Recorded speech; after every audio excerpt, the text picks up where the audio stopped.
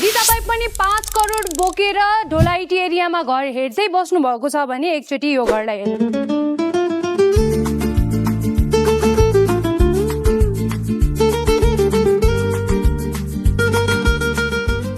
यो घर तपाईले 5 करोड भित्र नै मजाले पाउन सक्नुहुन्छ। ल्यान्ड एरिया टोटल 5 आना क्षेत्रफलमै बनेको पाउन सक्नुहुन्छ। बाटो 13 फिटे एक्सेस, जहाँ तपाईको लागि ढलको व्यवस्था पनि मजाले गरिएको छ भने यहाँको जुन मेन हाइवे छ त्योबाट यो प्रपर्टी तपाईले लगभग 400 मिटरको दूरीमा पाउन सक्नुहुन्छ।